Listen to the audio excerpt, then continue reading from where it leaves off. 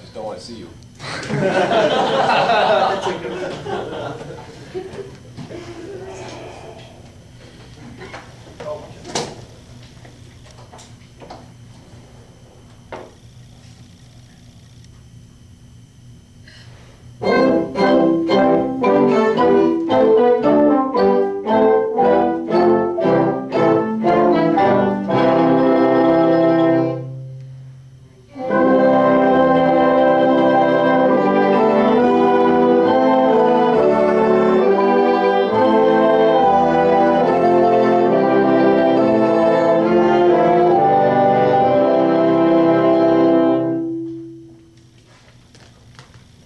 What do you think?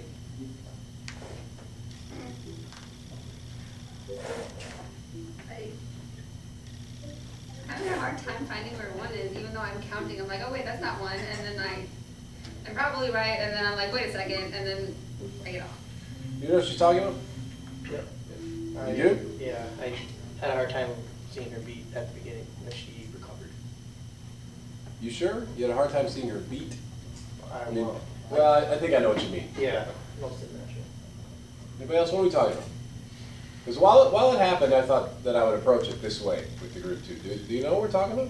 How many of you don't? It's okay. It's not a problem that you don't. I suspected that many of you would not know what we're talking about.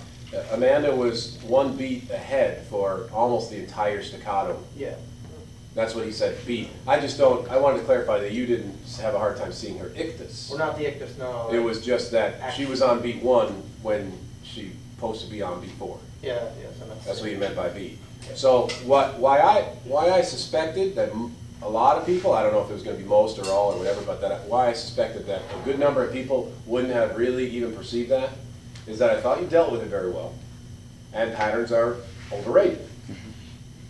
You know, I knew you knew it because you kind of hung out in your 1, which is the thing to do, you guys.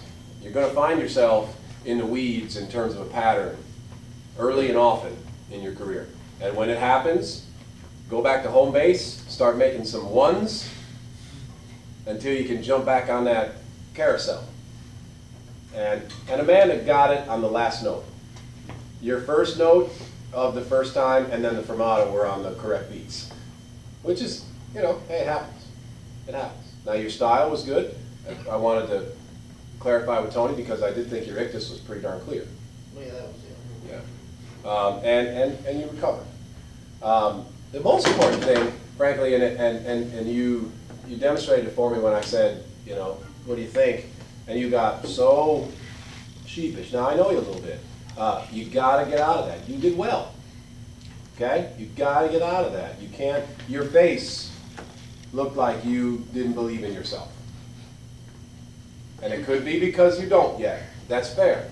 You know what? I mean, I'd rather have that than the other extreme. You know, that, hello, I'm perfect. I'm not, you know, don't talk to me about anything except how perfect I am. You guys see Branford Marsalis on YouTube on what he learned from his students? Mm-hmm. Yeah. Yeah. Sure. Yeah, you Google it up if you haven't. YouTube up Branford Marsalis on what he learned from his students. Yes, and it is pretty darn cool. So we don't want that, okay? But don't kick yourself so bad. I have this poem on my bulletin board that was a copy sent to me. How do I get to the poem was in Fred Fennell's wallet when he passed away. Fred Fennell had this thing folded up and in his wallet, and when they went through his materials when he died, they found this poem. If you want to check it out sometime, you're coming through Centennial, let me know. It's a beautiful, beautiful poem, and it's about life. And one of the lines of the poem says, beyond a healthy discipline, be gentle on yourself. I just thought it's a beautiful way to say it. And the poem's full of these things, you know, and it's sort of inspiring and comforting at the same time. And it's obviously takes on a special significance to me and I suppose many of you, just because Fred Fennell was carrying around his wallet, I wonder for how many years. So if you want to check that out, just swing through my office anytime. It's on the bulletin board right next to my desk so that I can look at it as often as I possibly can. But that just came to mind for you, Amanda, right? So be gentle on yourself. You're doing well. Believe me. And believe in yourself. And you have to. Remember my story of Brent? I have to get back on that. Remember Brent used to beat himself up so bad, he convinced the symphonic band that he hated them. He beat himself up so bad, and he didn't do a good job of hiding that. He didn't do a good job of just getting over that. That it manifested itself in this non-positive, this negative body language that musicians will think about them. So, smile, be happy. Remember, Bud Hurst has wanted the conductors to be nice to him. Okay? Thank you.